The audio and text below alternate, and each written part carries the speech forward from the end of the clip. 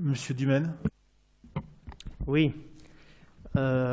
Écoutez, moi je suis un peu d'accord avec les intervenants précédents, puisque effectivement, mais vous l'avez dit tout à l'heure, et effectivement j'espère que ça pourra aboutir, il y a un des principaux problèmes dont on n'a pas besoin de l'auditer puisqu'on le connaît, c'est celui des encombrants, où il faut agir rapidement. Et là où il y a une possibilité d'agir, pour répondre à mon collègue, c'est quand arrivera à échéance en fait, le marché de collecte, puisque c'est dans le cahier des charges du marché de collecte des ordures ménagères, enfin toutes les collectes. C'est là que sont gérées la collecte des encombrants. Et d'ailleurs, pour apporter une précision par rapport à votre propos de tout à l'heure, pour que les gens sachent exactement ce qu'il en est sur la commune, en fait, les encombrants sont ramassés tous les 15 jours dans ce qu'on appelle les collectifs, assez imposants. Et pour tout l'habitat individuel, en fait, il n'y a pas de collecte, c'est sur demande avec les problèmes que l'on a qui se sont aggravés récemment. Donc sur ce sujet-là, de toute manière, le levier de décision n'apparaîtra qu'au moment du renouvellement du marché, parce qu'aujourd'hui on a un marché de collecte où le prestataire, effectivement, n'est pas tenu de les réaliser, donc il ne va pas le faire, à moins qu'on en passe un autre.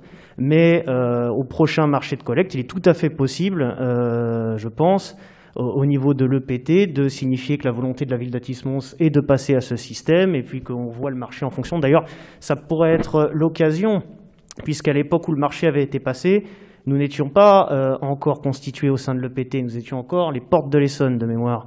Et à cette époque, donc, le marché portait sur un certain nombre de communes du secteur, mais il est possible peut-être de revoir le périmètre, d'ajouter des communes, d'en enlever, etc., selon les souhaits de chacun.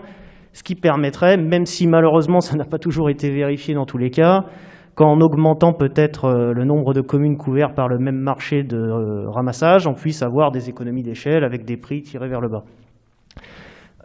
Donc ça, c'était donc sur le sujet des encombrants, qui est donc, je pense, assez identifié. Et alors sur le sujet de l'audit, alors vous nous avez détaillé un petit peu le calendrier. Moi, je trouve que ça risque d'être quand même un petit peu compliqué parce que, en fait, la réalité, alors certes, on a un nombre assez important d'opérateurs de propreté dans différents secteurs de la ville, mais la majeure partie de la propreté de la ville, elle est réalisée par un prestataire privé. Et donc là, il y a eu quand même une certaine difficulté puisque le marché actuel, on l'a prolongé une première fois au conseil municipal de mai, on a été informé de ça. Là, on le reprolonge jusque le 23 novembre, c'est très précis parce qu'en fait, c'est le montant maximal où on peut prolonger le marché, on approche les 10%. Ensuite, on nous parle, donc on repasse un marché, et ce sur quoi il faut se pencher vite parce que ça arrive, le 23 novembre, c'est demain. Donc ça risque d'être compliqué et donc ce marché-là, on aura peut-être un nouveau prestataire sur une période transitoire d'1 an où ensuite on pourra changer encore de prestataire. Donc j'ai du mal à voir en fait comment est-ce qu'un auditeur pourra auditer en fait le boulot de potentiellement 3 boîtes différentes parce que c'est quand même eux les principaux intervenants sur la ville. Donc ça risque d'être assez compliqué parce que c'est essentiellement ce travail-là, ce marché de propreté qui est vraiment l'intervention principale sur la ville. Et on n'est pas à l'abri d'ailleurs que, étant donné qu'il y aura un marché test d'1 an, peut-être on aura un prestataire zélé pendant 1 an qui donnera satisfaction. Donc je voudrais avoir des éclaircissements sur ce point. Et d'autre part, une suggestion également. J'ai vu, et je trouve que c'est une bonne chose, que les services municipaux étaient intervenus sur l'entrée de ville pour nettoyer ce terrain qui n'appartient pas à la ville d'Athis-Mons, mais qui est extrêmement sale en fait, et qui était quand même l'entrée de la ville. C'était une image assez mauvaise et médiocre pour la ville d'Athis-Mons que d'arriver sur le territoire en sortant du tunnel et de voir tout ce que les gens jetaient par la fenêtre au feu rouge tous les jours.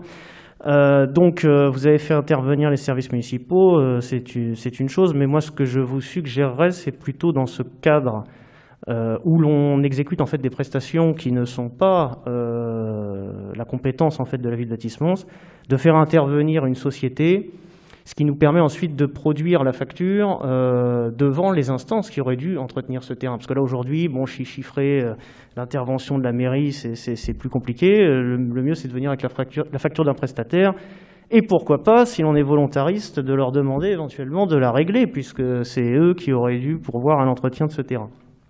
Donc voilà à peu près mes interrogations sur cette note dont je vous remercie de nous faire part, puisqu'il ne s'agit pas d'une délibération formelle, mais en tout cas d'une déclaration d'intention dont vous nous permettez de débattre tous ensemble ce soir.